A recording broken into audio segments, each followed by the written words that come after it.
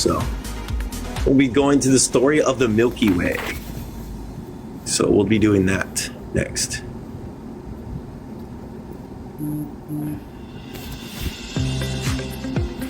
Probably done with this book. I don't think today, maybe tomorrow or the next. And then we can move on to more of a technical book. And then move on to Black Radical Tradition. Couple of technical books, then Black Radical Tradition. Tip of the Spear and Black Reconstruction is one of them. There's Rachel. Rachel.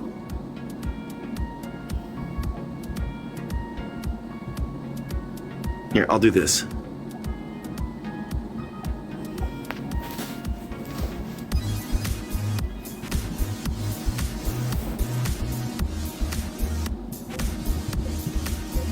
You literally, wow, you just woke up. Interesting.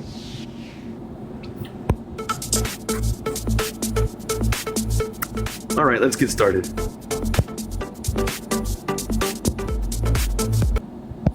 All right, everybody, let's get started. Hey, people over profit, nice to see you.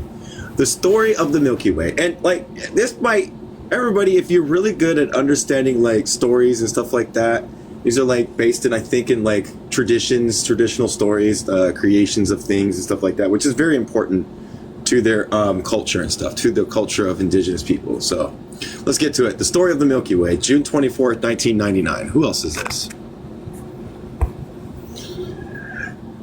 All right. Now the night of San Juan reigns in the mountains of the Mexican southeast. That is, it's raining. The sea winds have blown a little box of memories to the top of the Ceiba, out of one of the corners of the open mouth of the little jewel case. A streamer of light protrudes, and with it a story. Old Don Antonio suddenly appears like this nocturnal rain, and as if nothing were going on, asked me for a light to fire his cigar and his memory.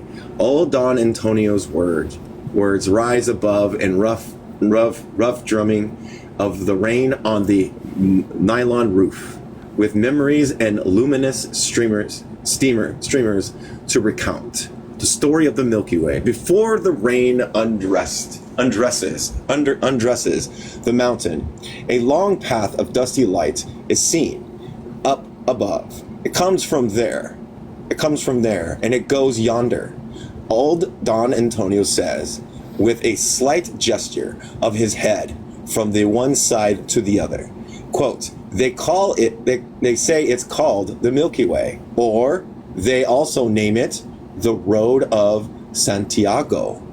They say there are many stars, and they have joined together, so tiny, making themselves a slender opening, a narrow path in the already star-riddled sky. They say, but they also say it is not like that. The eldest of our elders say that which is seen above is a wounded animal. Don Antonio paused, as if waiting for a question I do not ask. Quote, a wounded animal. How long ago?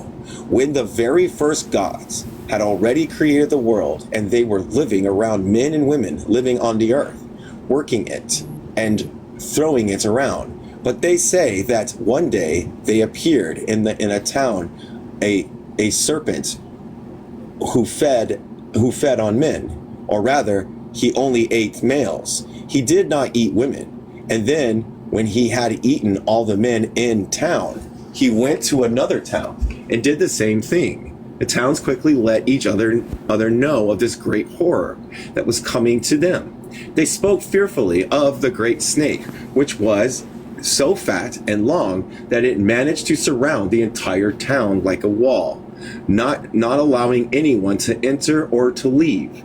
He said that if they did not give him all the males to eat, he would not let anyone leave.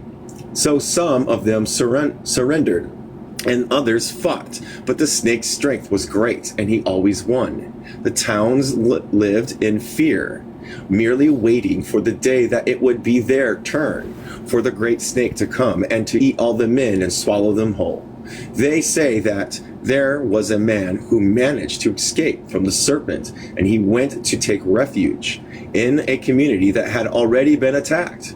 There in front of only women, the man spoke of the snake and said they must struggle to defeat it because it was doing so much damage to these lands. The women said, quote, "What are we going to do since we are just women? How are we going to fight him without men? How are we going to attack him if it does not come here? Now because there is no longer any men, since he ate all of them." The women left very discouraged and sad, but one remained and approached the man and asked him how he thought they could fight the snake. The man said he didn't know. He did not know, but he would have to think. And together the man and the woman set to thinking, and they made a plan, and they went to call the women to tell them of the plan, and everyone was in agreement.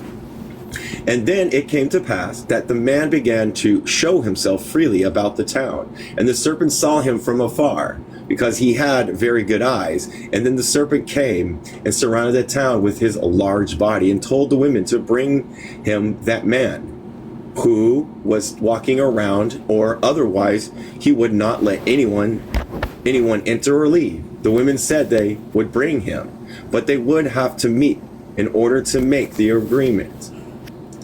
"That is fine," said the snake. Said the snake, and then the women made a circle around the man, and since there were many of them, the circle was growing larger and larger until the circle touched the very ring that the serpent's body made around the town.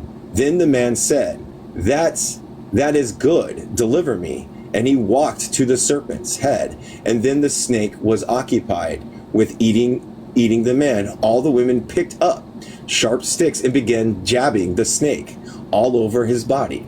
Since there were so many women had about the place, and his mouth was full with the man he was eating, the serpent couldn't not defend himself. He had never thought that the weak would attack him in such a thorough way.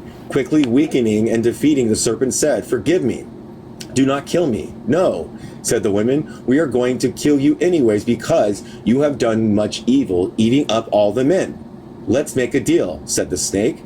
If you do not kill me, I will return your men to you because I have them in my belly."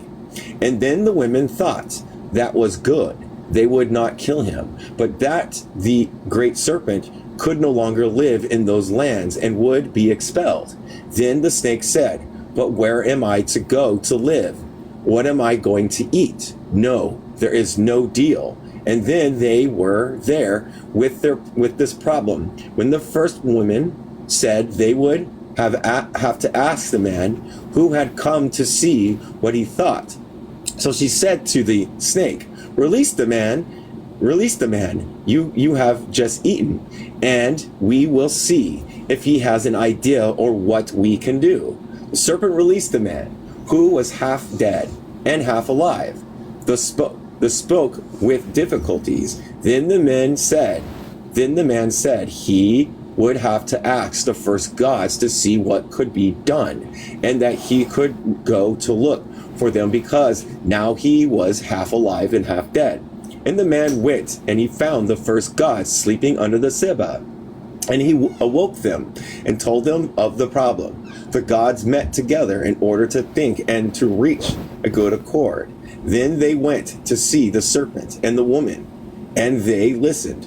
The woman said the serpent was to blame, and he should be punished, that he should give back the men he has swallowed, and he would not die. Then the snake brought up all the men from all the towns, and the gods said the serpent would have to go and live on the highest mountain. But if the serpent could not fit on just one mountain, he would then have to use the two highest mountains in the world, the rest of his tail on one, on his head on the other.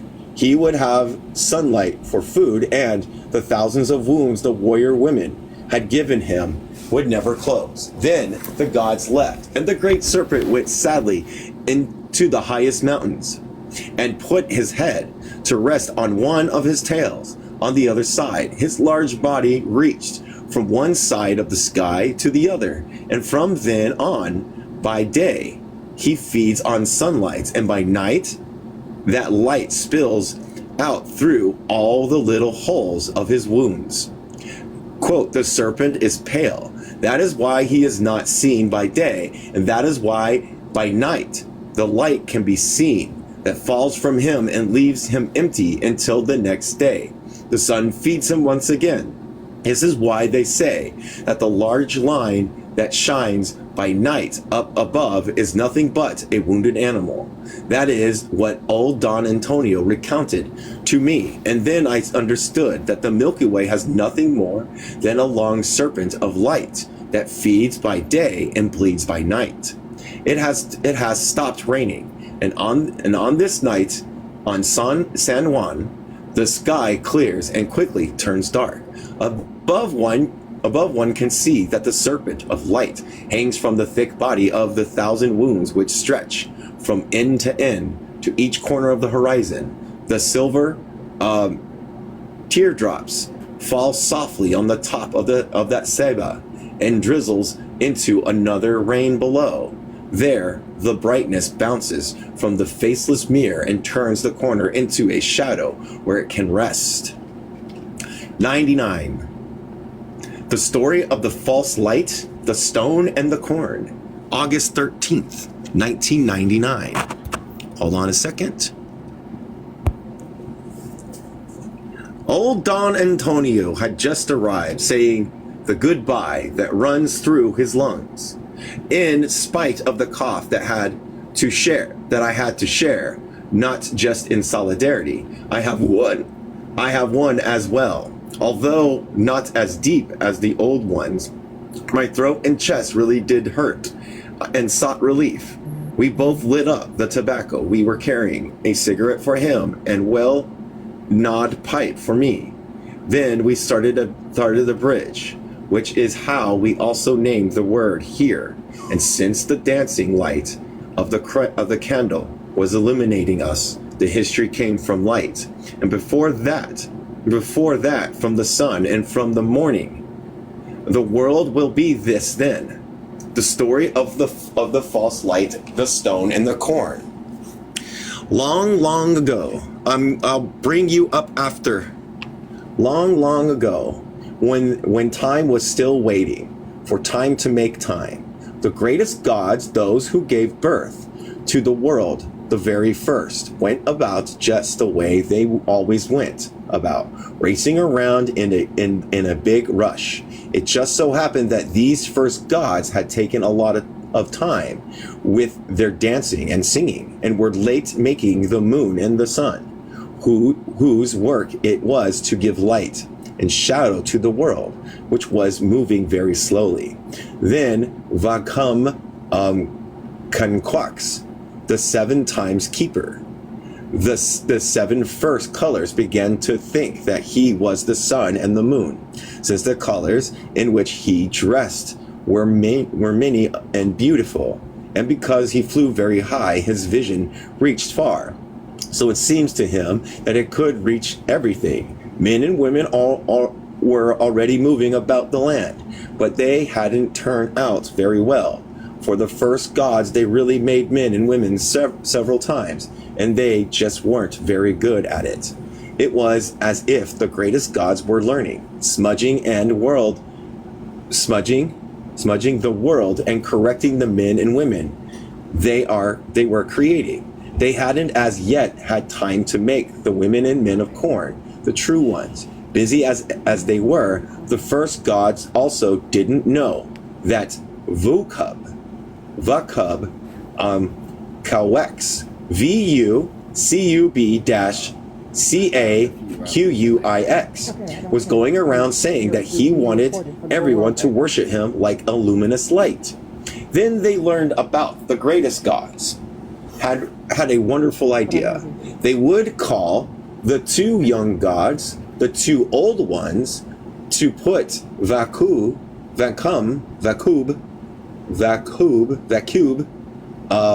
Kanwux in his place. The 2 boys were called Hanabaku, and Exbelenquic, which were also the names borne by the hunter of the dawn.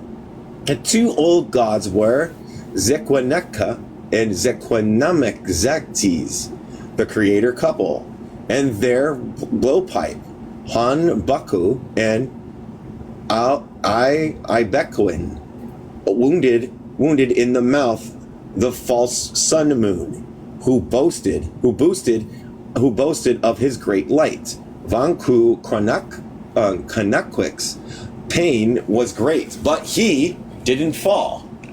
Then the old creator went and offered to heal his mouth. They took out his beautiful teeth and replaced them with kernels of corn. So Vakub Kanakw's face fell, and they blinded his eyes so he would forget his lust for nobility and remain exactly as he is now, flying the disordered flight of the macaw over these mountains. And just as it was then, there have been and there are now among the people those who believe themselves to be the sun and the moon, and boast of their great and powerful light. This is also true of gold, money, and political power, praising as a path the destiny. Their light blinds the transforms, making the false appear true, and conceals the truth behind double faces. When money was turned into a false god across the land, false priests made governments and armies so that the line might endure. And so it is today. History keeps suffering and hoping that the young and the old will agree to wound money in its lying mouth and wound money in its lying mouth, and to knock its bloody teeth with stones and corn for weapons. Young and old will strip power, and the stone will come to rest among other stones. And the men and women among other men and women who walk the land. This struggle will be called war, even if it's only to denounce and unmask the lie, and to put out the false and vain light that reigns from above. Old Don Antonio becomes silent, shakes his head, and says, "I am done," takes his leave. In my hand, old Don Antonio had left a small stone and a solidarity kernel of corn. Spread across the night, long legis, thousands of lights waited and waited. Yes. 100. The night is ours. August 13th, 1999. This is the story of how all was in suspense, calm and silent. How all was motionless and still, and how the expanse of the heavens was empty. This is the first story, the first talk. Man didn't yet exist, nor the animals, birds, fish, crabs, trees, stones, caves, ravines, grass, or forests. There was only the heavens. The face of the earth had not yet appeared. There was only the calm sea and the expanse of the sky. There was nothing brought together, nor anything that could move, or quicken, or make a noise in the heavens. There was nothing standing, only the calm water, placid sea along the tranquil. Nothing existed. There was only stillness and silence in the dark night. Only the creator, the maker, Tapu, or Gu Kamantes, the forefathers, were in the water surrounded by light. They were hidden beneath green and blue feathers, so they were called Gucamatz. Gucumatz. There were great sages, great thinkers of nature by nature.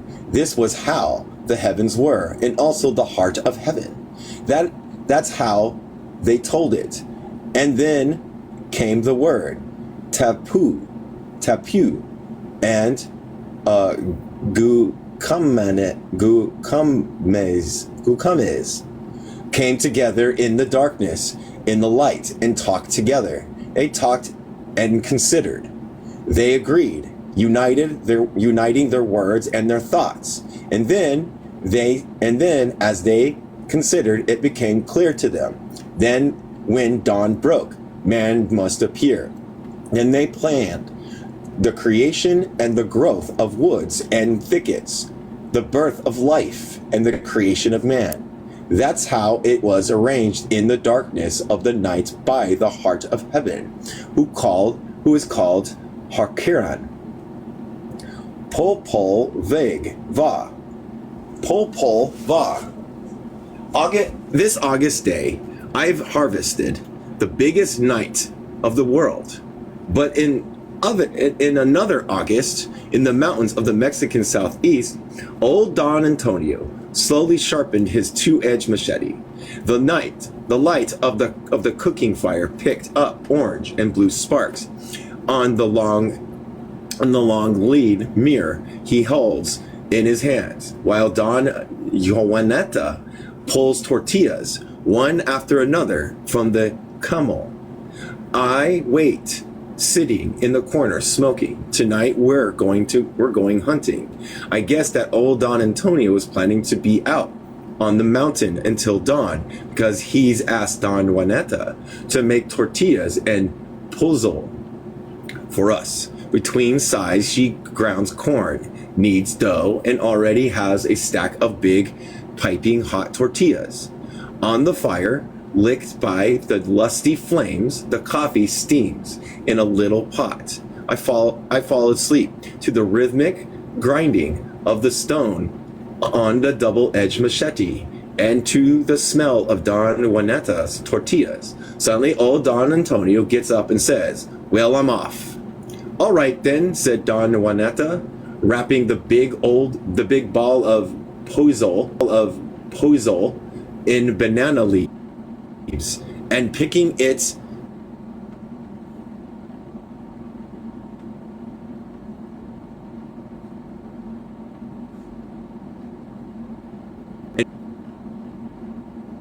I stir myself and join him. And we're already going out the door when I notice that old Don Antonio hasn't brought his old 22. "You forgot your gun," I tell him. "I haven't forgot it," he responds without stopping. "I don't need it tonight. We enter the night." I know this expression, "enter the night," is figurative, but it is more than figurative here.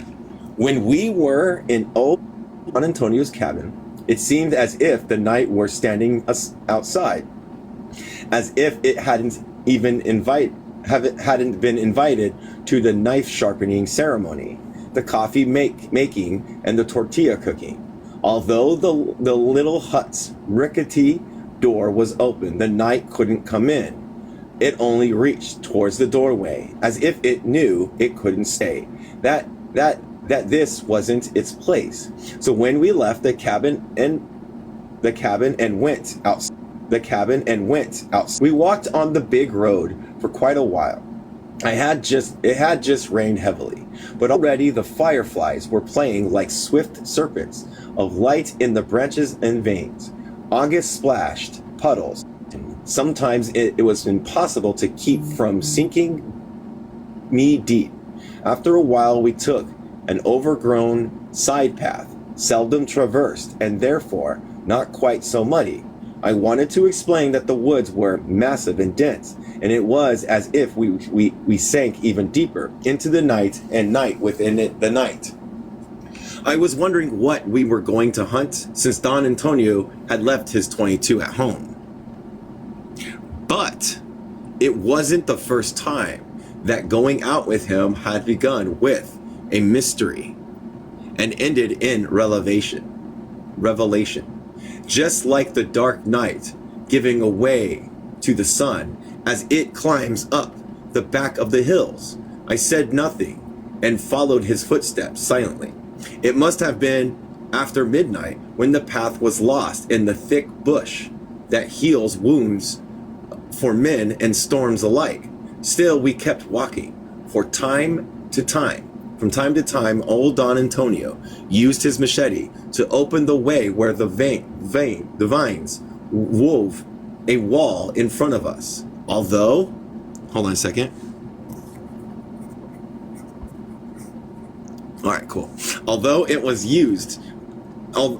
was using my flashlight the whole time, old Don Antonio, only let his very so often casting his beam from side to side for just a moment as if he were looking for something. Suddenly he stopped and pointed his light at the forest floor for a long time. I shone mine there too, but couldn't distinguish anything special, just some falling branches, vines, grass, plants, and the knots and humps of roots protruding through the earth. Here it is, murmured old Don Antonio, and sat at the base of a tree, some 10 yards from where he'd been shining his flashlight moments before. We sat there a good while waiting. While I saw old Don Antonio roll a cigarette, I realized three things. First, that we weren't waiting for any animal. The tobacco smell would scare it off. Second, that it was okay for me to smoke. And third, Don Antonio would begin talking at any moment. So I took out my pipe, puffing out big clouds to try to smoke out the biting gnats, and waiting for Don Antonio to tell me a story, just as I would tell it to the sea. And I'm now telling it to you. The story of the night. Ignorant people say that the night holds many great dangers, that the night is a den of thieves, a place of shadows and fright. The people who say this don't know anything, but you should know that the wicked and the bad no longer walk concealed in the black folds of the night, or shulks in dens, or skulks in dens. No, the wicked and the bad walk in broad daylight, unpunished. The wicked and the bad live in the great palaces of power, own factories, banks, and big trading centers. They dress as senators and deputies. They are the presidents of those countries where the land is alien, and who speak as if they weren't the wicked and bad speaking. The wicked and the bad cloak their gray pestilence with 1,000 colors and walk in whatever colors they choose. Yes, said Don Antonio, puffing out smoke. The wicked and the bad no longer hide. They show themselves and even make up the government.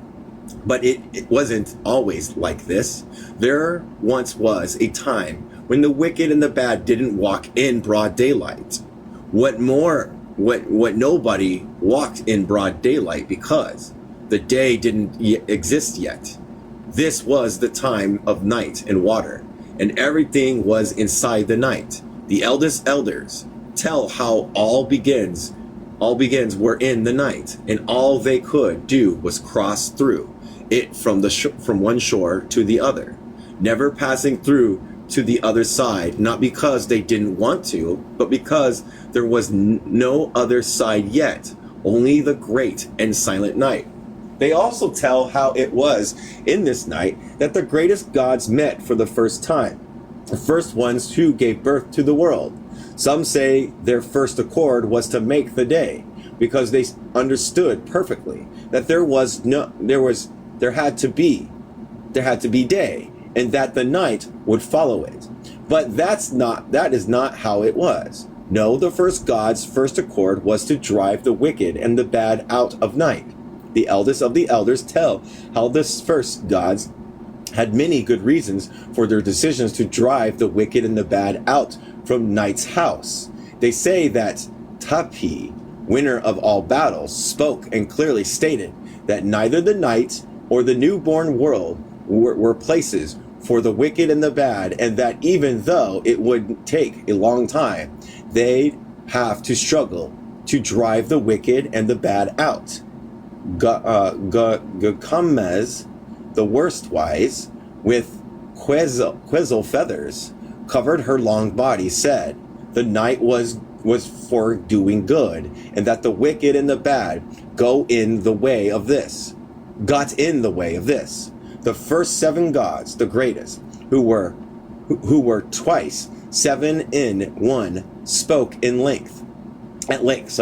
Their final accord was that the wicked and the bad should be driven out of the night and flung so far off that even memory and recollection wouldn't be able to reach them. This is what the greatest gods agreed upon. Those who gave birth to the world, the earliest. This was before the earth, the day, or anything existed, when everything was nothing more than night and silent black water.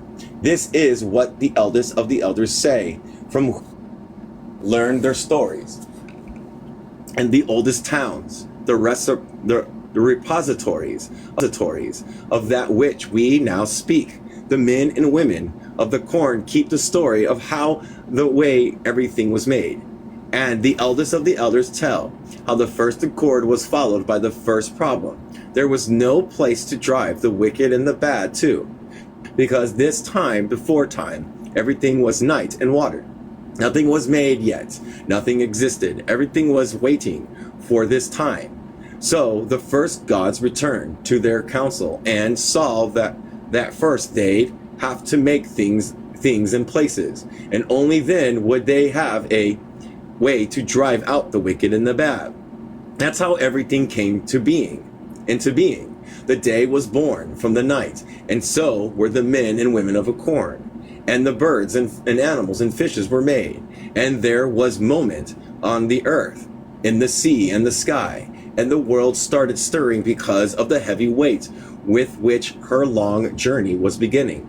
And the first gods were tired because they had given birth to so much. Well, the whole world. And inside this world, they made many more worlds, each different, the distinct, and yet all worlds belong to the world. But the greatest gods were so exhausted, they forgot their accord to drive off wicked and the bad, to send them far beyond the reach of memory and recall. Then the first gods remembered they'd forgot, and hunted for the wicked and the bad, to drive them and their magnificence out. They looked all through the night, couldn't find them. They checked every nook and cranny, but couldn't turn up any wicked or bad. The eldest of the elders explained how the wicked and the bad took advantage of the confusion and the creation of the world to escape through the cracks of the night into the day. They hid behind the guise of a government. Every once in a while, from time to time, and whatever time takes, the wicked and the bad change clothes, so that without having to abandon power and government, they can seem like something other than what they are themselves. The night is still here, with its edges, the doors and windows. It came alive itself. It went around making the lights that hang in the dark water. Certainly the night was its shadow, but they are shadows in the shadow. The men and women who lived in and cared for the mountains, who have their own light and shine in their own way. The eldest of the elders say this, and they say that the first gods were still looking for the wicked and the bad all through the night. And often you can run across them, lifting up the stone and shaking out the solemn clouds, or poking at the moon, or scratching at the stars to see if the wicked and the bad haven't hidden there. They also say that when they grow tired of looking, the first gods get together and amass a ton of stars over the black fire of the mountains, and with blue and mother of pearl light appears, a place to dance and sing. And already a meribah made of bone, wood and light, and they played, filling the night that is born in the mountains of the Mexican southeast. They do this, they say, because the wicked and the bad don't like dancing and singing. They say that they flee from the joy that is stirring up from the dancing ground. And the eldest of the elders tell how the first gods chose a group of men and women to search through the world for the wicked and the bad, to find them and cast them far away, and so that no one would know. They hid the greatest of these men and women in the little bodies of and painted them brown, so they could walk the night without fear, and by day be as earth of the earth. And so they wouldn't not forget that the night is the mother, the beginning, the house and place of the first gods that gave them black masks to wear, so they could go without faces, so that even by day they could carry a piece of the night in their memories. The eldest of the eldest say this, said Don Antonio, rolling a new cigarette. After lighting it, he returned to the story. These men and women of whom so much is told are called the true ones, and they began searching for the wicked and the bad alongside the first gods. But at some point, they'll have to go out into the day and look there to where the wicked and the bad. They'll have to go out and enter the night through the best door, the dawn. Old Don Antonio falls silent. Above darkness, it is yielding to the sun's inevitable march. One last breath of night illuminates its dark corner, and leaving its claw marked on the hill, climbs to the higher slopes. He raises, stretches his legs, examines his double-edged machete, and says, "Well, let's go." "Go?" I ask. "But weren't we going to hunt some animals or something?" "No," answered Don Antonio without pause. "We weren't hunting any animals. We were looking for the wicked and the bad." You quickly retraced our path. We quickly retraced our path. When we come out into the pasture, midway down the slope, the day had enveloped the whole gleam. The last drop of rain have run off, and ton of roosters not so much sing as crow. Don Antonio for a moment and points to the distance in the west, says, quote, "This is the hour the wicked and the bad rule. They aren't hiding now. They walk in the daylight, and in the daylight they corrupt whatever they touch, but not in the night. No, the night is ours." Old Don Antonio falls silent, and in the silence we cover the last leg separating us from the cabin. When we arrive, Don Juanetta is arriving too, with a bundle of wood on her back. As she puts it down, she asks us, "So, did they show up?" "No," responded Don Antonio. "Well, we'll have to keep watching then," said Donna Juanetta, piling up the few glowing coals and stoking the fire. "Yes, we'll have to keep watching," said old Don Antonio, again sharpening the double-edged machete on the stone. Outside, the day keeps gaining ground, but it does not enter old Don Antonio cabin, as if it knows that the vigil for the wicked and the bad goes on inside, as if it fears that Donna Juanetta feeds forge another day, the new morning.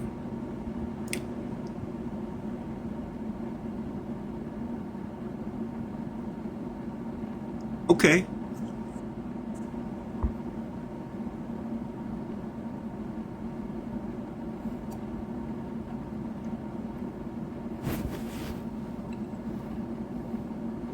Okay.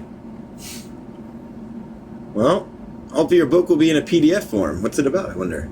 The Stories of the Questions, December 13th, 1994. The cold is squeezing. These mountains, Anna Maria and Mario, are with me on this expedition, 10 years before the dawn of January. The two have just joined the guerrillas. I am an infantry lieutenant, and it is my turn to teach them what others taught me, to live in the mountains. Yesterday I ran into old Don Antonio for the first time. We both lied. He said he was on his way to check out his Malapa. I said I was hunting. Each knew he was lying, and we both knew it. We knew it. I left Anna Marie to continue her expedition and followed the path towards the river to try, with the help of a classimeter, to locate on the map the tall mountain before me, and perhaps to bump into Don Antonio. He must have been thinking the same thing, because he showed up on the same spot where we had found each other before. Like yesterday, Don Antonio sits on the ground and leans against the moss tree, the humpek, and it begins to roll a cigarette. I sit in front of him and light the pipe. Old Don Antonio begins. You're not hunting. You're not on your way to Milapa, I answered. Something made me speak in the proper tense, with respect to that man of undetermined age and cedar skin, who I was seeing for the second time in my life. Don Antonio smiled and asked, I've heard you in the canyons. They say you are bandits. In my village, they're upset because you are here. And do you think we're bandits, I ask? Old Don Antonio released a puff of spiraling smoke, coughs and shakes his head. I am encouraged and ask him another question. So, who do you think we are? I would prefer it. You told me. He says, and looks into my eyes. It's a long story, I say. So I began to talk about the times of Zapata and Villa and the revolution and the land and the injustice and hunger and arrogance, ignorance and sickness and repression of everything. And I finished by saying, we are the Zapatistas National Liberation Army. I waited for some sign from old Don Antonio, who has not taken his eyes from my face. Tell me more about Zapata, he says after more smoke and cough. I started with Anikulaku, and then with the Plan de Aila, the military campaign, the organization of the villages, the betrayal of the Chameca. Old Don Antonio continues to stare at me until I finish. It wasn't like that, he says. I'm surprised, and and all I can do is babble. No, I'm going to tell you the real story of Zapata. Taking out tobacco and rolling paper, old Don Antonio began his story, which merges the confused modern times with old times, just like the smoke from my pipe and his cigarette, now mingled and coverage of one another. Many stories ago, when the first gods, the ones who gave birth to the world, were still roaming the night, they say there were two gods who came from one, Ilk and Voltan. When one turned, the other could be seen. When the other turned, the one could be seen. They were opposites. One was like the light, like a May morning in the river. The other was dark, cold, like the night in a cave. They were the same. One was two, because one made the other. But they didn't walk. They were always stationary. These two gods who were one. So what do you do? What do we do? Life is sad like this. They lamented. And the two who were one. The night won't go, said Elka. Elk, I-K, apostrophe A-L. The day won't go, said Voltan.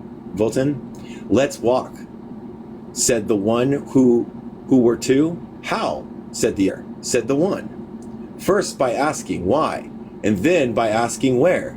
They moved a little bit. Happy was the one who was two. Then both of them decided to move, and they couldn't. How do we do it then? One would show himself first, and then the other would show himself. So they agreed. that in order to move, they had to do so separately. No one could remember who moved first, but they were just happy. They moved and said, "What does it matter who is first as long as we move?" The two gods, who were the same one, laughed, and the first deal they made was to agree to have a dance. And they danced, one little step behind the other, and they danced a long time because they were happy. They had found each other. Then they tired of all the dancing and asked what else they could do, and saw that the first question had been, "How do we move?"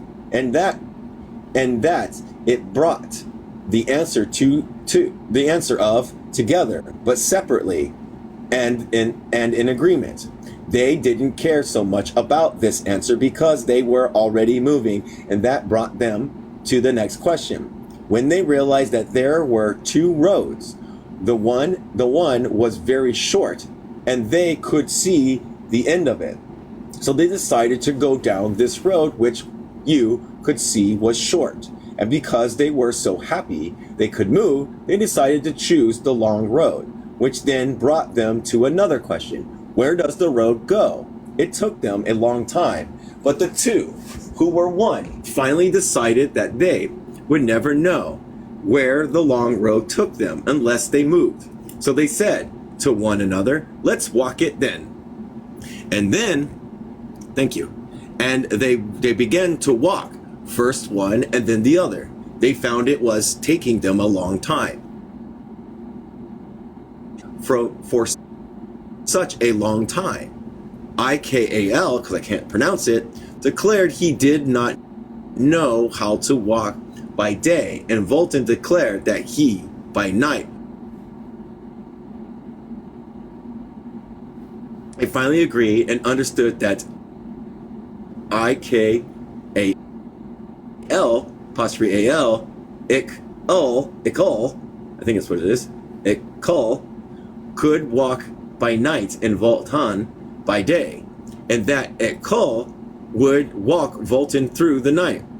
That's how they answer the question of how to walk all the time. Since then, the gods walked with questions and never stopped. They never arrived. Is how the true men and women learn the questions help to walk and to stand still. Since then, true men and women walk by asking, and to arrive they say goodbye, and to leave they say hello. They are never still. I chew on the now short stem of the pipe, waiting for Don Antonio to continue, but he never does. And in fear that I will disrupt something very serious, I ask, "And Zapata?" Old Don Antonio smiles. In order to know and walk, you have to ask questions. Out of his mouth comes these words that fall like seeds. Appeared here in the mountains. He wasn't born, they say. He appeared just like that. They say ilk all, and Volten, who came all the way over here in their long journey. It's not to frighten good people, they became one, because after being together for so long, Ilk-Al and Volten learned they were the same and could become Zapata. Zapata said he had finally learned where the long road went, and that at times it would be light and at times it would be darkness, but it was the same. Volten Zapata and Ilk-Al Zapata, the black Zapata and the white Zapata, they were both the same road for the true men and women. Old Don Antonio took from his backpack a little nylon bag. Inside there was a very old picture of Emiliano Zapata from 1910. In his left hand, what has his sword raised to his waist, and in his right hand he has a pistol. Two bandolier's cross on his chest, one from left to right, the other from right to left. His feet were placed as if he were standing still, or as if he's walking. In his gaze, there is something that says, "Here I am," or "There I go." There are two staircases. One emerged from the darkness with dark-skinned Zapatistas, as though they were coming from the depths of something. The other staircase, which is lighted, is empty, and one cannot tell from where it comes and where it goes. I would be lying if I told you that I noticed all those details, as it was old Don Antonio who pointed them out. Behind the picture was written, Gorel Emiliano Zapata, Jeffy del Ejército Serrano, General Emiliano Zapata, Commander-in-Chief of the Southern Army.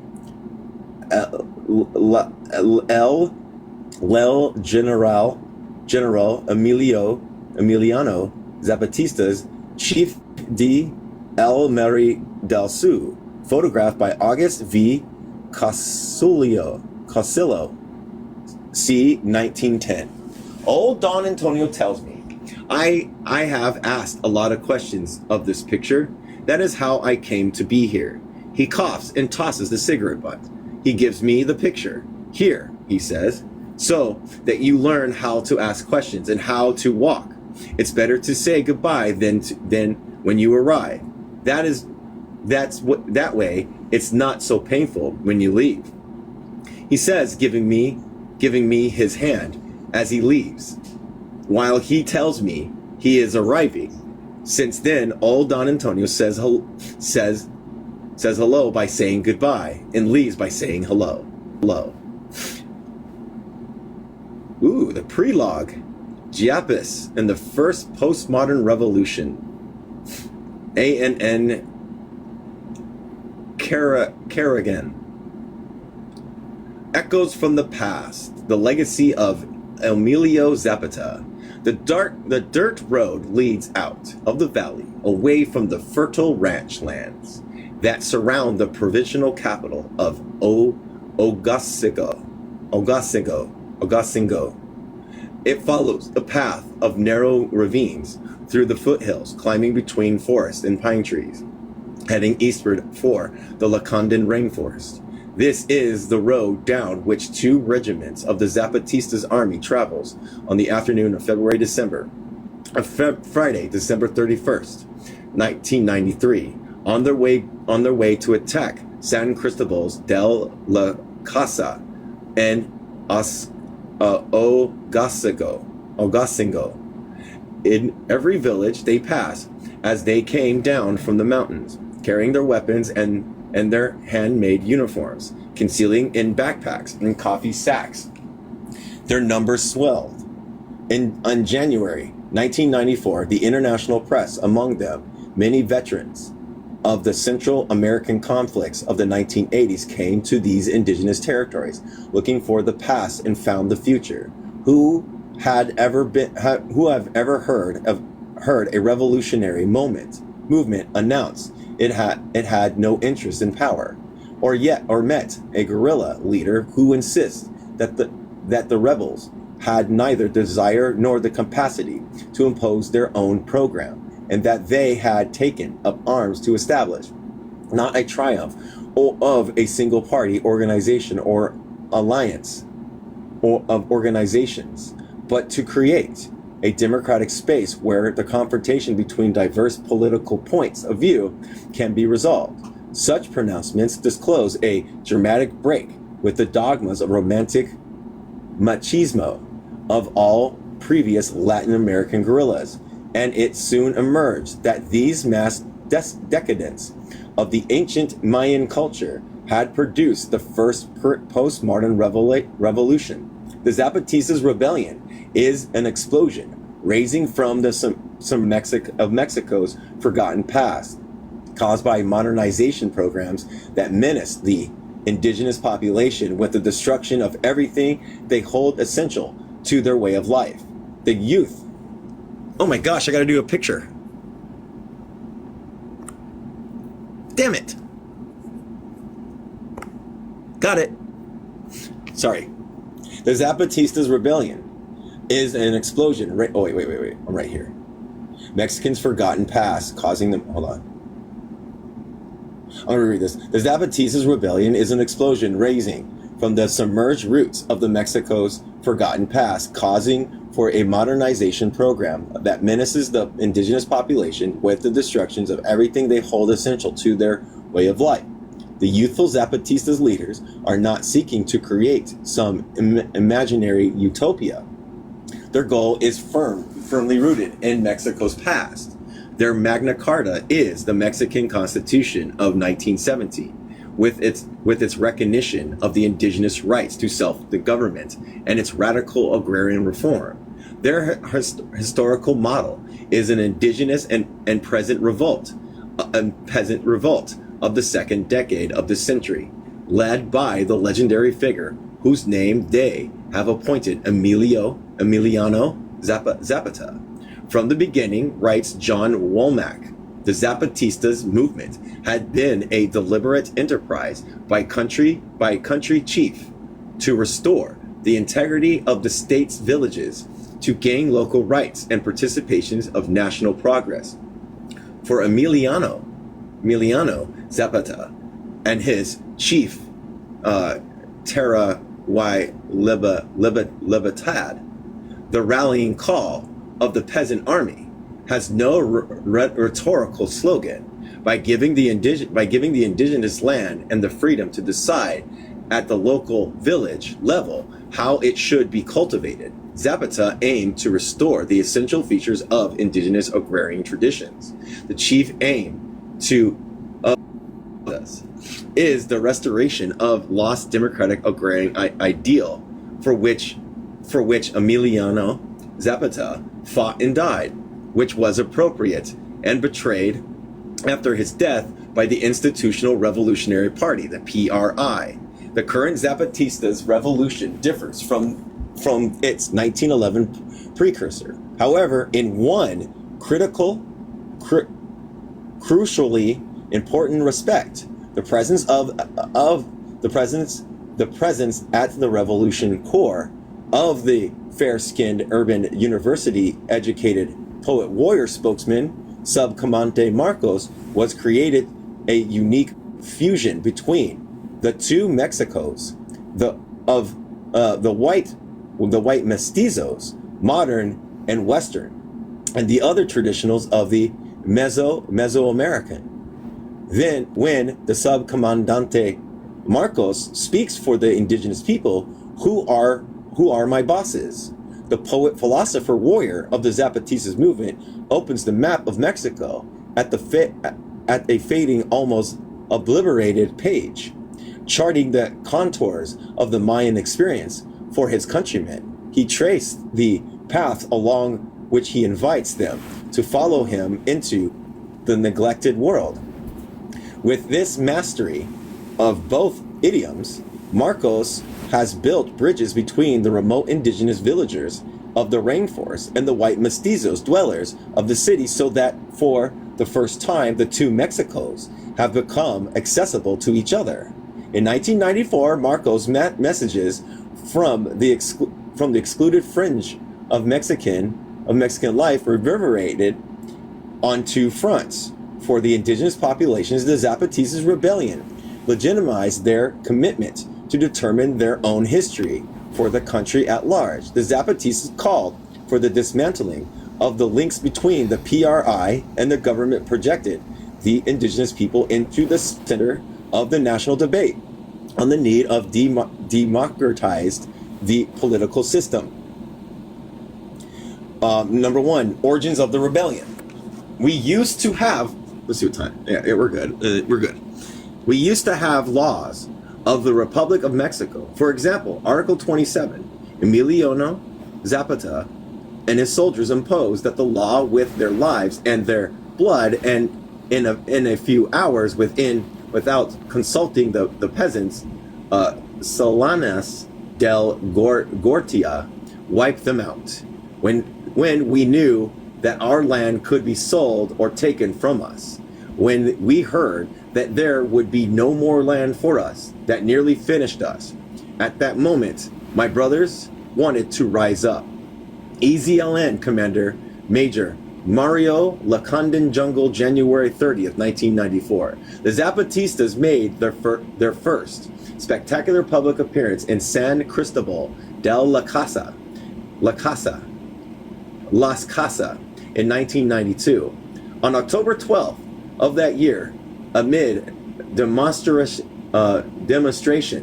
marking, quote, the year of the indigenous 500 years of 4,000 young men and women armed with bows and arrows suddenly appeared out of the crowd, marching in military formation. They advanced to the center plaza where they attacked the military formation, where they attacked the monument to the founder of the 16th century Spanish Encomendador, Diego de Manzarragos. Sorry, everybody. As the symbol of 500 years of oppression. Crashing from its pedestal, the indigenous hacked it to pieces and pocketed the fragments before disappearing in the annals of indigenous resistance. The toppling of the Mazarragos statue had a symbolic renaissance equivalent to the destruction of the Berlin Wall. The next time the Zapatistas came to the city was on New Year's Day, 1994. They had replaced their bows and arrows with assault rifles and exchanged their traditional dress for homemade army uniforms and ski masks. But the anti-colonial message was the same. We are the product of 500 years of struggle. They declared NAFTA, North America Free Trade Agreement, is the death sentence up for the indigenous peoples. The origins of the Zapatista rebellion are rooted in an unequal distribution of land. Other key factors are the brutal repression of the independent peasants and indigenous organizations throughout the 1980s and the economic devastation of the indigenous communities caused by the economic policies of the preceding decade. Yet, the primary cause was the state's refusal to grant land to the indigenous as a mandate in Article 27 of the Mexican Constitution. Other ills included the destruction of the Lacandan jungle, derived from the state corrupt and discriminatory system of land distribution. Successive state administrations have ignored or circumvented the land reforms that during the Mexican Revolution, Emiliano Zapata won for the indigenous and poor peasants early in the century. In 1916, at the height of the revolution, 8,000 of the largest families owned 3 million hectares of the best land, almost half of the land surface of the state. In 1990, the same proportion of land was in the hands of 6,000 landowners, most of them cattle ranchers, while millions of indigenous villagers who owned and managed their own land collectively struggled to survive on the remaining 3 million acres of poor marginal land, only 1% of which was officially classified as suitable for farming. When the fighting stopped in 1920, Mexico had a populist agrarian law based on Emiliano Zapatista's ideas and designed to meet the needs of the nation's indigenous population. In Zapata's home state of Morelos,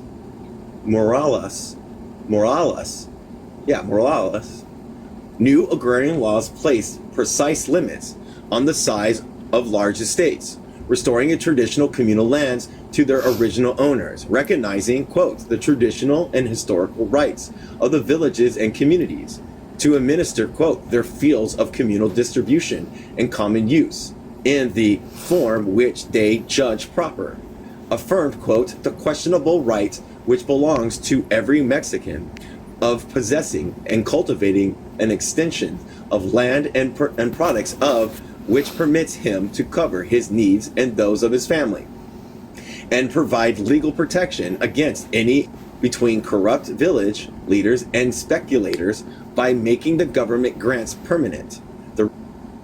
The Revolutionary Agrarian Law of 1950, drafted by Zapata's legal advisors, stated, quote, "The farms which the government cedes to communities or individuals are not alienable, nor can they be mortgaged in any form. All contracts which tend to go against the dispossession being null." Thus, Zapata ensured that the collectively owned and farmed indigenous land, once granted, could never be taken away. But these laws were never enacted in Chiapas. For 75 years, they remained on the national statute books, establishing the principle of indigenous rights to land ownership, the legitimizing indigenous struggle.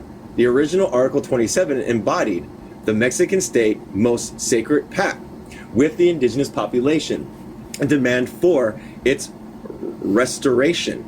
It is a preeminent priority for the new generation's rebels.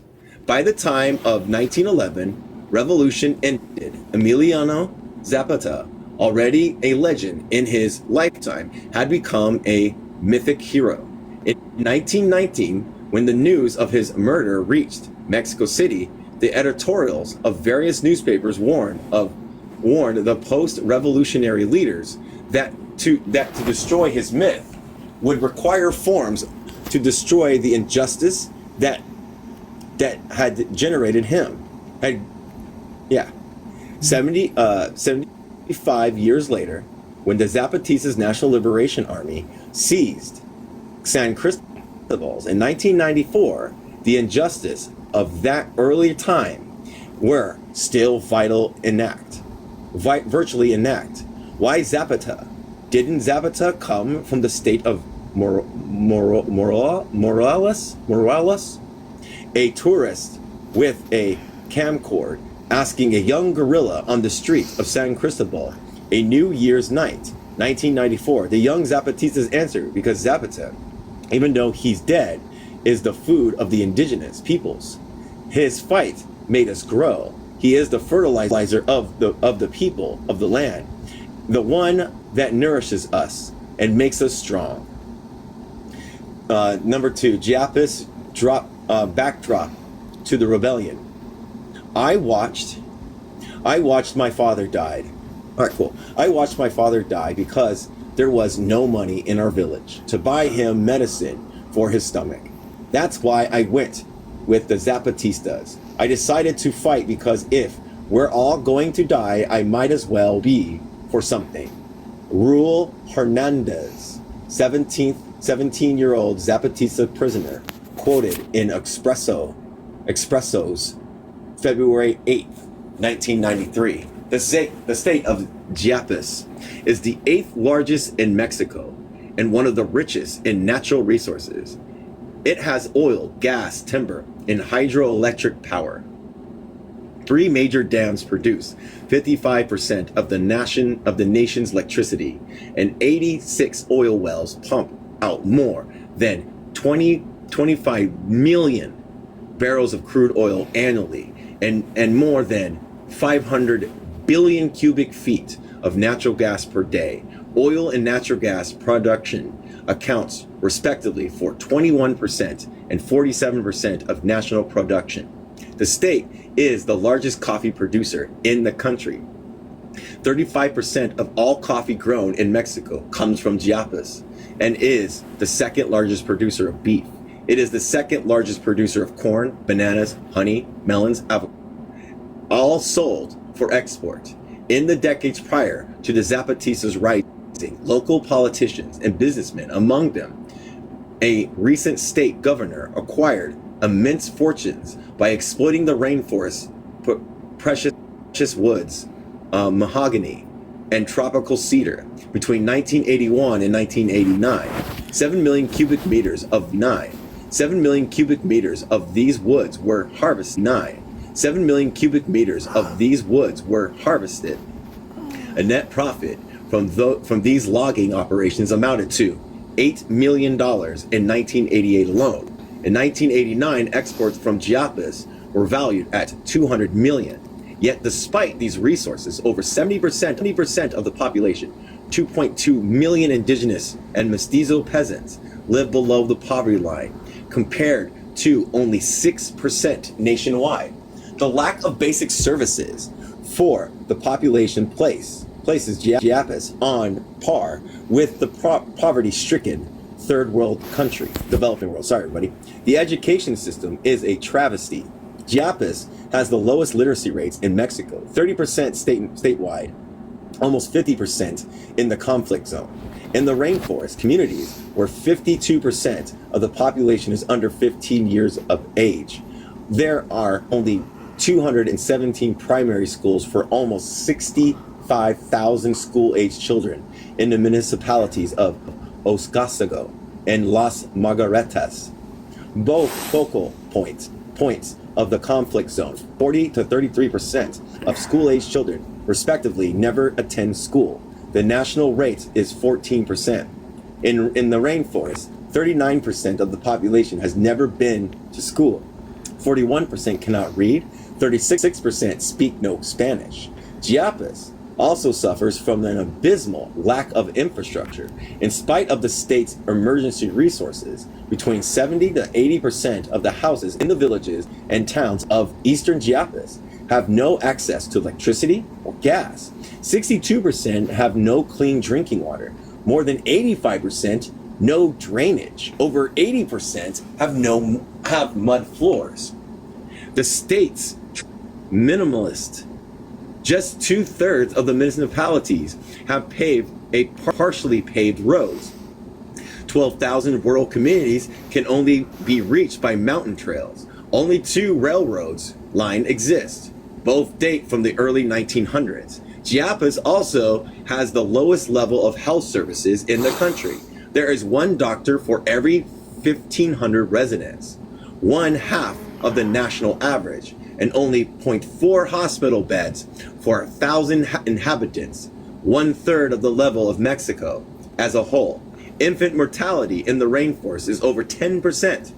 These statistics help explain why the major causes of death in the indigenous villages of Chiapas have not changed in 50 years. In 1994, malnutrition, cholera, tuberculosis, dysentery, and other poverty-related curable diseases accounted for the estimate of 15,000 indigenous deaths each year. The state holds the record for the highest unemployment rate, 50%, and the lowest salaries paid to rural workers in the region, where 6 out of 10 employed work in agriculture. 1/5 of the population lives outside the money economy, and 40% of the workers receive less than a minimum wage.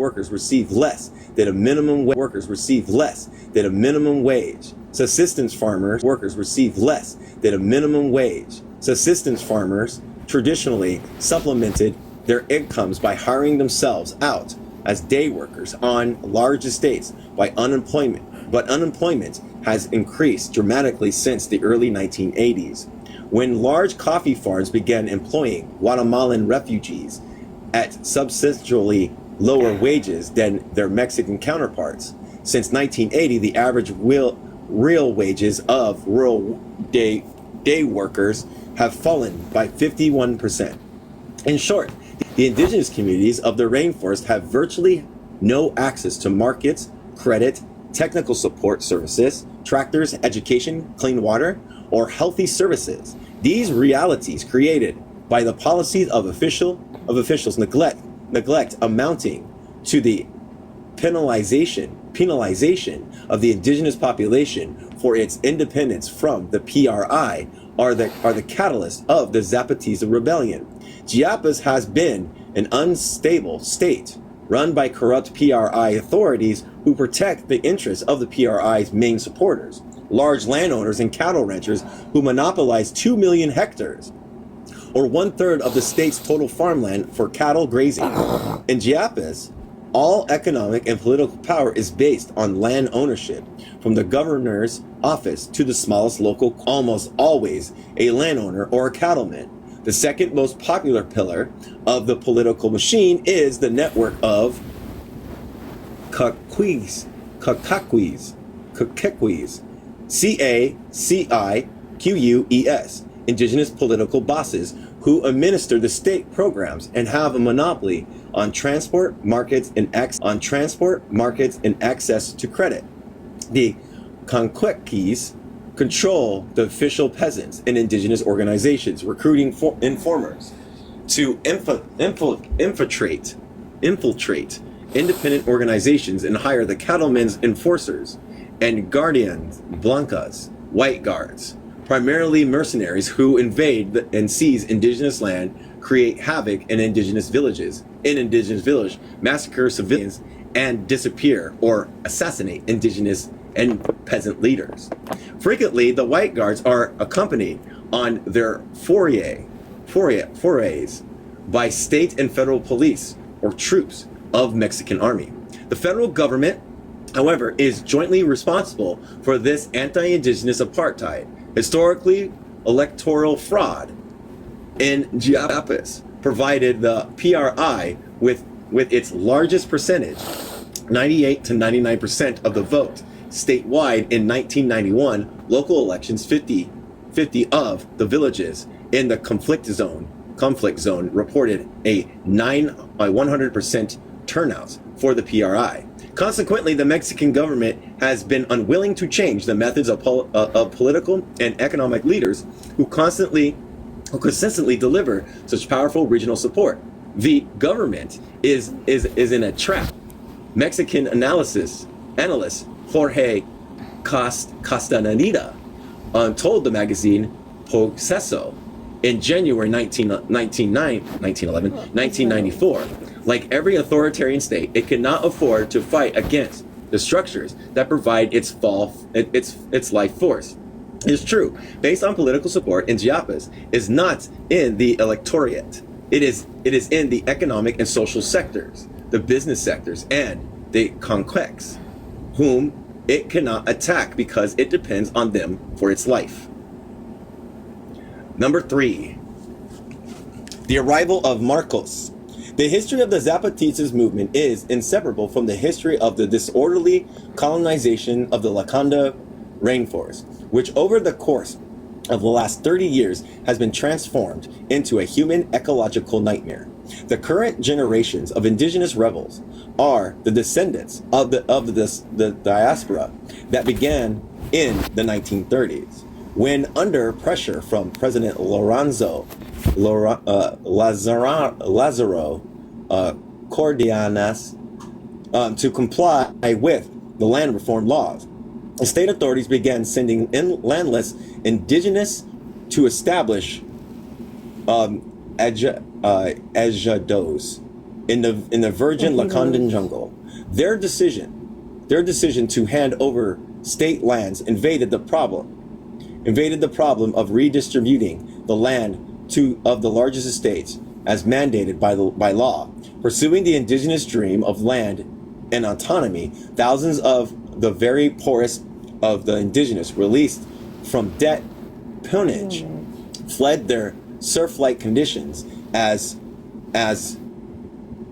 the attached of the largest estates, trekked into the Lacandon jungle in search of a better future.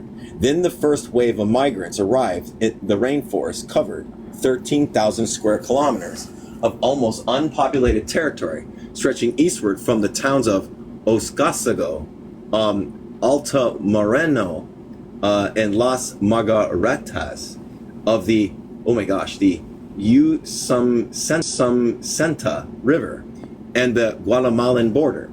Since 1960, the population of the rainforest has increased from 6,000 to 300,000.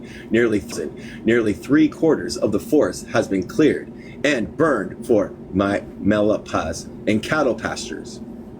And in addition, 2,500 square kilometers have been seized for oil and gas exploration. Today, only 3,400 square kilometers of virgin rainforest has survived, protected the Montes Azules Biosphere Reserve. Historically, Mayan identify the culture varies from village to village. The village is the embodiment of the traditions and the histories and the ethnic identity of each community. But the indigenous village without land is an abbreviation, a variation. And since the 1930s, successive waves of migrants abandoned everything that was familiar to them to claim the promised new lands and establish new communities in an alien environment. They came from the variety of ethnic groups. Some even came from neighboring states that the authorities wanted to clear of the indigenous. As each new group arrived, they penetrated still deeper into the jungle. In the 1960s, local timber merchants bulldozed roads into the heart of the rainforest to begin extracting truckloads of precious woods, and additional waves of indigenous migrants followed in their wake. But after the indigenous had cleared the land and planted their malapas with corn, beans, and coffee, cattlemen from out of the state drove down these same roads, seized the new geldos, converted them to pastures, and pushed the indigenous ever further into the rainforest. So began decades of vicious land conflicts with the cattlemen. When Marcos and a small group of revolutionaries came to the rainforest in 1984 to create an indigenous guerrilla force, they found that for 20 years, Bishop Don Samuel Rutz Garcia and the church workers of San Cristobal Dosesi had been intensely involved in indigenous community life. Bishop Rutz was the greatest defender of indigenous rights in Latin America since his 16th century forebearer, the first bishop of San Cristobal, Fray Bartholomew de las Casas. In the 1960s, he participated in a preparation for the Second Vatican Council, and on his return from Rome, he brought Pope John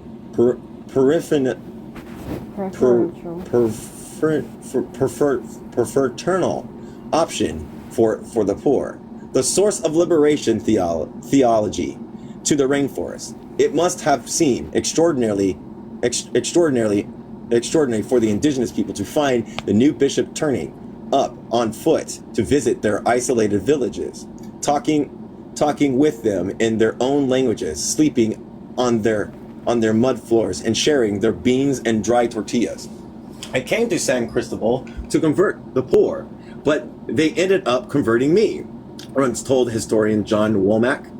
Many years later, as he learned about the indigenous culture, the bishop introduced Christian concepts in the language that related to indigenous daily life, giving the indigenous hope in a better future. Bishop Rutz and his deacons, co-workers set out to unify and build the sense of collective security and community among this fragmented and desperate population. They used the Bible and a forest-wide system of radios to foster communication, solidarity, and share an identity. Translated into indigenous dialects, the book of Exodus helped the indigenous understand the serfdom from which they had escaped and offered a vision of freedom they yearned for in their own vision of the promised land.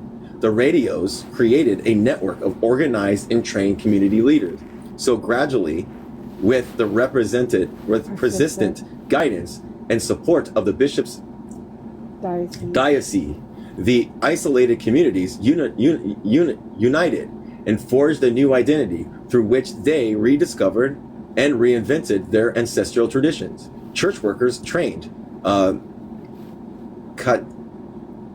catechists and deacons, from whose ranks emerged a network of community and regional leaders throughout the rainforest. The church sponsored and promoted the development of indigenous organizations. The church protection and support legitimized the indigenous struggle for the four essential of the community life: land, education, health, and access to market.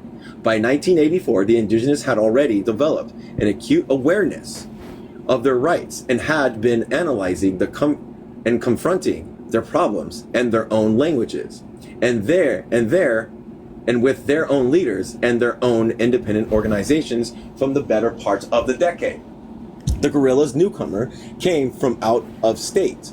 All were veterans of a small clandestine urban revolutionary force from the northeast city of Monterrey, the Forces of National Liberation.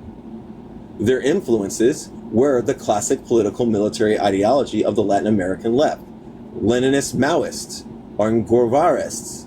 They listened to the revolutionary messages broadcast by Radio Sandino from Nicaragua, and by the FMLN radio in Venceramos from El Salvador. Their self-image was cast in a romantic history of El Che and the victorious guerrillas of Cuba and Nicaragua. They saw themselves in the role of a revolutionary vanguard, arriving in the rainforest to inspire the lead and prolong popular war. At the head of the indigenous guerrilla force, their goal was to overthrow the Mexican state party system and the installation of a revolutionary socialist people republic. But when the newcomers met the indigenous world, they discovered they had to relearn everything from scratch. Our square conception of the world and of the revolution was badly dented in the confrontation with the indigenous realities of Chiapas. The revolutionaries approached the church hoping to convince the bishop to sponsor their presence in the community, but the bishops turned them away. From that moment we arrived there was fiction. Marcos told reporters from Proceso magazine in San Cristobal in February 1994. All right, I'm gonna look ahead real quick. 525. Okay, yeah, this will be it. 525. Is this it? Yes, okay.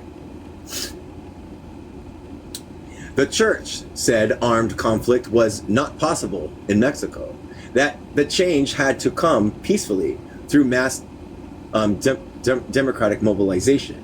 The work of the church was always in direct opposition to our work. So the guerrillas withdrew into the mountains, where they learned to survive clandestinely in the hostile environment until, just as Marcos had predicted, internal violence changed the political dynamic inside the communities and began to erode the influence of the church. The church was committed to change through open political participation, said Marcos, and the communities tried to do that by every means possible, but the state kept strangling them. The numbers of deaths kept rising. We always knew the state was on our side. We always knew the state was on our side in the sense that it would prove the church's way wasn't not enough. What a difference. A way forward was necessary. That a different way forward was necessary. The Zapatistas arrived in Chiapas, had coincided with the regional expansion of cattle ranching that brought with the increased violence, brutality, and state repression. As the landowners needed more acreage to convert their estates to pastures, they invaded villages to seize El Jado's lands. When the indigenous and peasant organization mobilized protests, their leaders were systematically killed or thrown in jail without legal recourse. It was then that the indigenous communities sought Marcos' help to create self-defense units to protect them against the landowners, mercenaries, and guardians blancas. We found each other, said Marcos, and we began to speak in two different languages. They needed military instructions, and we needed the support of social base. Marcos and his group quickly realized they would be nowhere without the support of the consensus within the communities. In short, any indigenous army that the Zapatistas organized might recruit would have to submit to the collective decision-making authority of the villages' assemblies. If the civilians were going to be calling the shots, the classical vertical structures of the revolutionary guerrilla movements would not work. Some entirely new form of political military structure would have to be invented. Only Marcos and a very few of his companions met the challenge. But in the ensuing collaboration between the non-indigenous urban leftists and the traditional indigenous peasants in their isolated rainforest communities, both sides learned from each other and were changed by each other. The resulting revolutionary movement deified categorization. The unique collaboration between indigenous and the outsider produced a military force commanded by a collective indigenous civilian leadership, the Clandestine Indigenous Revolutionary Committee, CCRI, whose members are elected by the civilians in their democratic village assemblies, and whom themselves obey the decisions of the villagers. Through the first small nucleus of self-defense units, the Zapatistas organizers slowly won the trust of the communities. Before the Zapatistas came, the more effective force in the region had been the church-sponsored indigenous organizations known as the Union del Unions, UDU, which represented 6,000 families and concentrated on developing small-scale economic projects and education and health programs. As the Zapatistas secretly began recruiting and organizing in the villages, the inevitable competition with the UDU leaders led to conflict. Over time, some of the communities split their loyalties, and eventually the UDU leadership was infiltrated by the PRI as the Zapatistas grew and consolidated their strength. Bishop Rutz dreamed of uniting the indigenous population from one end of the rainforest to the other in a single mass movement disintegrated. So we know they had Eventually, too, the Zapatistas infiltrated the church infrastructure and the Union de Unions through the bishop's network of youthful indigenous catechists. Every village had 2 or more catechists, and the people's bishop Runts, described as those who gathered the harvest, the community thought. Their disaffections with the church and disavowal of the bishop's authority would be key elements in the acceptance of the Zapatistas by the communities. The EZLN, Zapatistas National Liberation Army, also ran vaccination campaigns for the children, organized programs to help the young indigenous women to break free from the submissiveness so deeply ingrained in their culture, and banned alcohol among their members. By infiltrating the leadership of the Union de Unions, they converted several thousands of their members to the Zapatistas cause. In 1991, they also organized a radical civilian front organization, the Asociación Nacional del Campesinos, I can't say Emiliano Zapatistas, the ANCIEZ, which carried the fight for land throughout Chiapas and was responsible for the attack on Diego de Mazarengos monument in San Cristobal de la Casa during the year of the indigenous 500 years of resistance celebration. Meanwhile, the rebel army continued to grow. Recruitment was conducted person by person, in one-on-one interviews. Each new recruit was escorted to one of the climbing camps in the mountains, only after he or she had signed a formal oath of royalty and secrecy. The EZLN soldiers, who never left their villages for more than a few days or nights at a time, trained secretly, carrying out their daily farming activities until a few days before the rebellion began. Consequently, most of the non-Zapatistas members among the indigenous population, as well as the cattlemen and the PRI, believed that the armed groups, which everyone knew were trained in the mountains, were still preparing solely for a purpose of self-defense. But in the summer of 1992, after the Mexican government amended the agrarian law, there was a dramatic shift have moved throughout the rainforest. Now, the younger members of the Zapatistas army began agitating for insurrection, and the leaders initiated consultations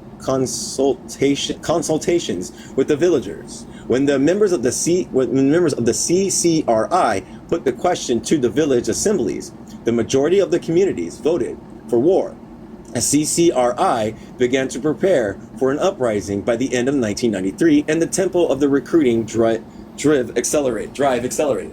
Marcos also never ceased lobbying the indigenous to adopt a wider political objectives of unseating the PRI, and so opened the national political space for the pluralistic, multi-ethnic democracy.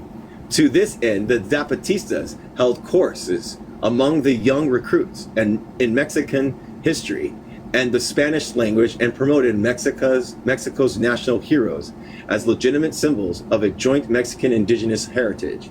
These efforts successfully shrank the gulf between the indigenous and the country at large, and ultimately forged a pan-indigenous nationalism that distinguishes the Zapatistas rebellion from all previous indigenous uprisings. Ultimately, the population adopted the dual agenda of the Zapatistas revolt and regional indigenous demands on one hand, and the national objectives of democracy, justice, and liberty in a pluralistic, multi-ethnic society on the other. All right, we'll stop here. I'm surprised these guys still stayed. I haven't done anything.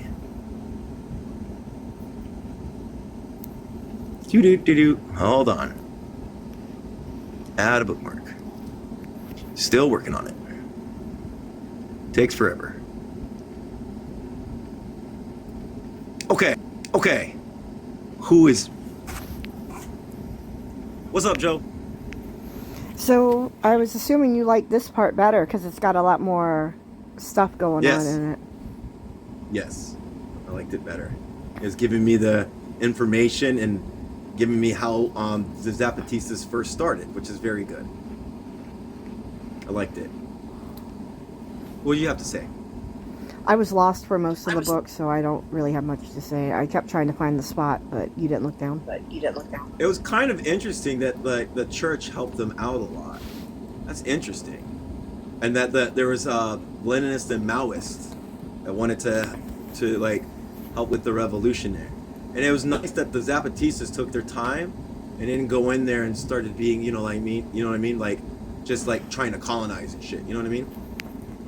They just went in there. That was really cool. They asked, they left, they waited, and then they waited, and then they, you know what I mean? Yeah, that was really cool. Okay. Yeah, That was so me they didn't interrupting you. just put themselves as you must listen to us now. You know what I mean? Yeah, and that was really good. Mm-hmm. Dasher's headed your way. Yeah, that was good. So we'll get more. 127. Yeah, that was good. All right. Do you have anything else to say? Does anybody else want to come up who all stayed that wants to talk?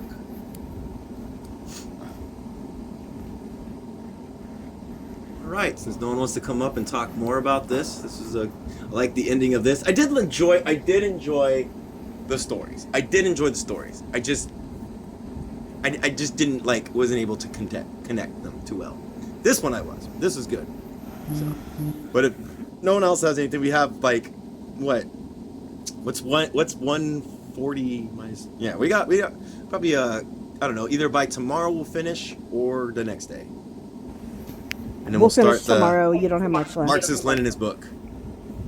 Sorry, we'll finish tomorrow. You don't have much left. I hope so. That was all right. But anyways, all right. Well, I'm gonna let everybody go. I hope everybody enjoys their evening. Good night. See you later.